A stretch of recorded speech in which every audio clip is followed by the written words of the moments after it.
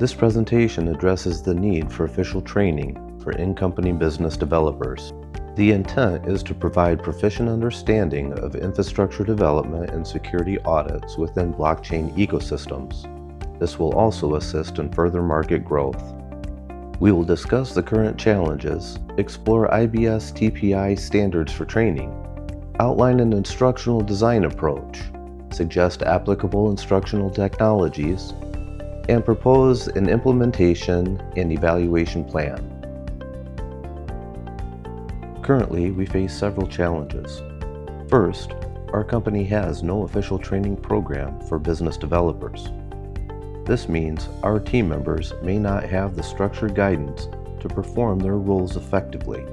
Second, the complexity of blockchain technology requires specialized knowledge, which can be daunting for those without a technical background.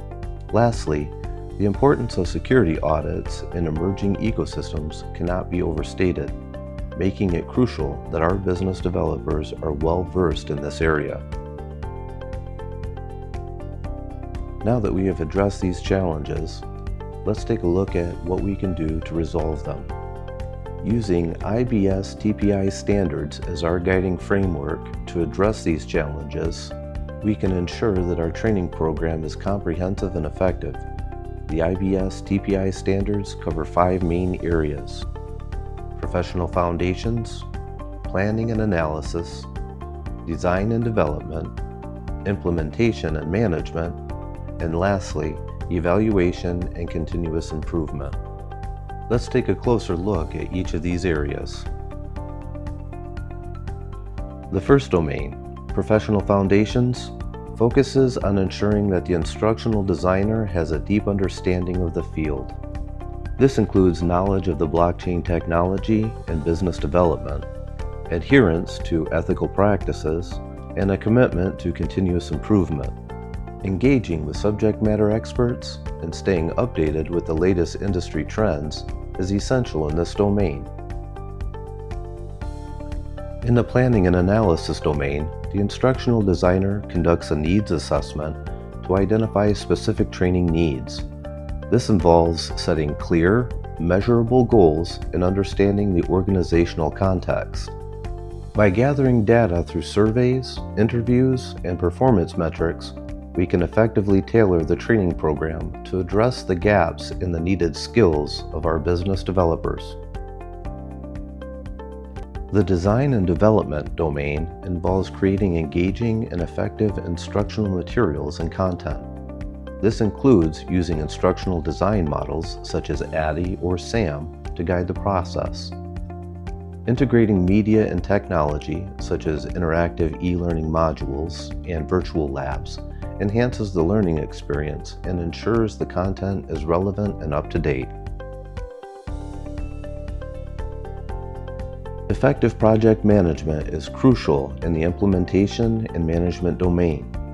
This involves planning, organizing, and managing resources to achieve our training goals. Facilitating instructional delivery through a blended learning approach, which combines online modules, webinars, and in-person workshops, caters to different learning preferences. Managing the change process associated with the new training program ensures smooth implementation. Finally, the evaluation and continuous improvement domain focuses on assessing the effectiveness of the training program. Formative evaluations are conducted throughout the development and implementation phases, while summative evaluations assess the overall impact of the training. Using data-driven decision-making, we can continuously improve the training program based on feedback and performance metrics. To design the training program, we will use one of 2 well-known instructional design models, ADDIE or SAM. ADDIE stands for Analyze, Design, Develop, Implement, and Evaluate. In analyzing, we conduct needs assessments to identify training gaps. In the design phase, we will define learning objectives and design curriculum to meet those objectives. We will then develop or create engaging and interactive training materials. This will allow us to implement or deliver training through blended learning approaches. Then comes the evaluation or assessment phase, allowing us to assess the effectiveness of the training program. In the ADDIE model, each phase is not meant to be followed chronologically, but interchangeably. This will allow us to improvise throughout each step of the ADDIE model. Another option is the SAM model. The SAM model consists of 3 phases: preparation, iterative design, and iterative development. In the preparation phase, we will gather background information and resources, identify our stakeholders, and define our project scope, creating prototypes, reviewing feedback, and making necessary adjustments through cycles of design, development, and implementation will be the iterative design phase. The third phase is where we will embrace iterative development. This is when we develop the final product with continuous iterations and improvements based on testing and feedback. Using one of these models, we can ensure a structured yet flexible approach to developing our training program, allowing for continuous improvement and adaptation to meet the needs of personnel in our business development department. Further discussion with departmental management will be needed to determine which model best suits their needs. Once the instructional design model has been determined, the next step in our approach is needs assessment. We will use various methods such as surveys, interviews, and focus groups to gather data from our business developers. This will help us identify specific skills gaps and training needs. Additionally, analyzing performance metrics and job requirements will provide valuable insights into the areas where training is most needed.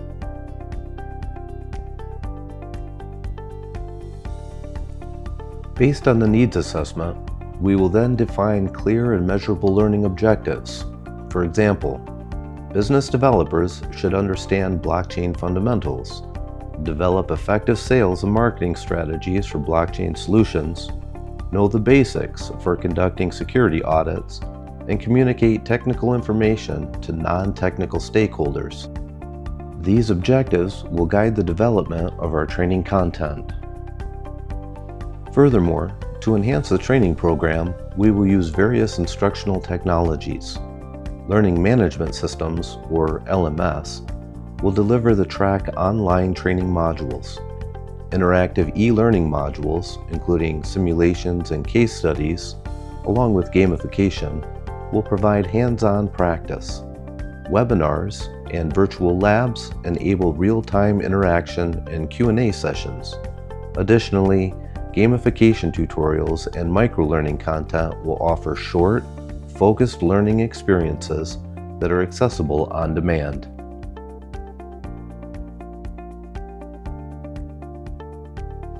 Part of using the instructional technologies mentioned is developing engaging content.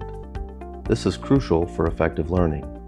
For blockchain fundamentals, we will use videos, animations, and gamification to explain key concepts, along with interactive modules for hands-on practice. Business development strategies will be taught through case studies and role-playing exercises. Security audits will be covered in virtual labs with detailed tutorials on auditing processes and tools, and reinforced through gamification. Communication skills will be enhanced through workshops and practice sessions with feedback.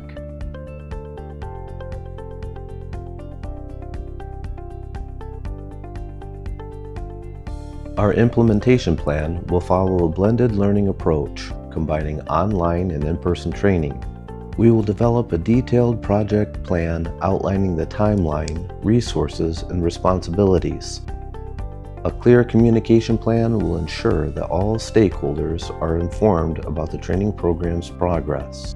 And regular webinars and workshops will be scheduled to provide continuous learning opportunities. To ensure the training program's effectiveness, we will conduct formative evaluations during the development and implementation phases. Pilot testing with a small group will help identify issues and refine the training. Summative evaluations will be conducted at the end of the training program to assess its overall impact. Using data-driven decision-making, we will continuously update and improve the training content based on feedback and performance metrics.